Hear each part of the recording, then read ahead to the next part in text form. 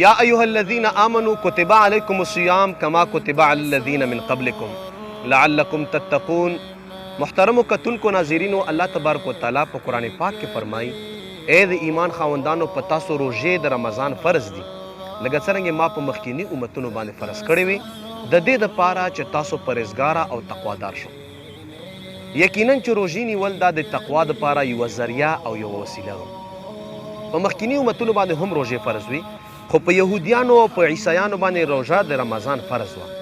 خو هغوی یو چل داسې وکړو چې کله به رمضان المبارک میاشت په دوی باندې راغله او هغه به ګرمۍ کې وه، نو دوی به وایي چېرې دا موږ موسم بهار کې ونیسو او هغه خبره د میاشتې په ځای باندې به موږ مطلب یې چې 50 دن روژه ونیسو. نو هغه د رمضان چې کوم میاشت هغه حرمت او د الله حکم و په هغې کې دوی کمای وکړو. خو چې کله په نبي علیه السلام په امت باندې رمضان روژه فرض شوه نو الحمدلله اوسه پورې تمام امت مسلمه په دې باندې متفق دي چې رمضان روژې نیسي او د رمضان هغه د روژو ادایګي کوي.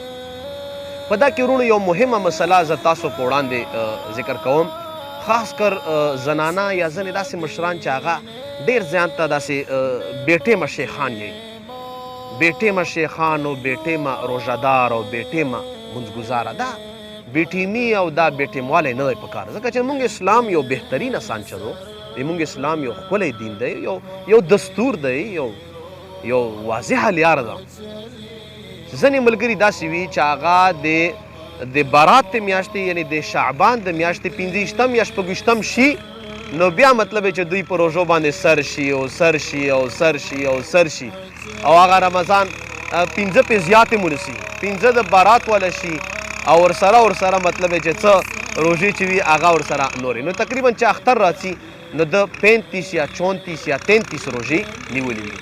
په اسلام کې د شکی روژې یا د رمضان نه مخکې روژې نیول دې څه خبره ده په دې په هکله باندې؟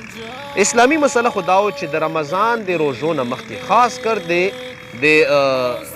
د شب برات یعنی د 15 نه بعد یا د برات د 20 نه بعد یا د برات د 25 نه بعد روژې نیول ځکه نه دي پکار چې سړی هغه فرضي روژو ته کمزوری کېږي. کتابو دا خبره کړې چې ته به اوس نفلي روژې نیسې خو مخکې بیا تا نه فرضي قضا شي.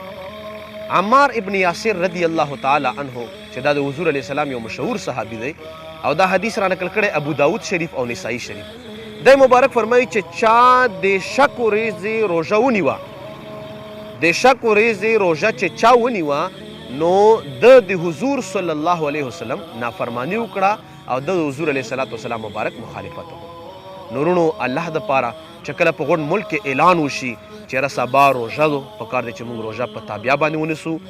دا نه چې اعلان شوی دی په ملک کې چې روژه او موږ هغه خبره سبا له بیا بوزه وي، یاره څه یاره اوده پاتې شوی یم، اوده پاتې شوی په نهاره باندې ونیسه که نه دا یوه روژه. دغې وجې نه د شک ورځې روژه چې دا نه ده پکار. او عمار ابن یاسر رضی الله تعالی صحابي فرمایي چې د حضور علیه السلام مخالفت وکړو، نافرماني وکړه چې چا د شک ورځې روژه ونیوه.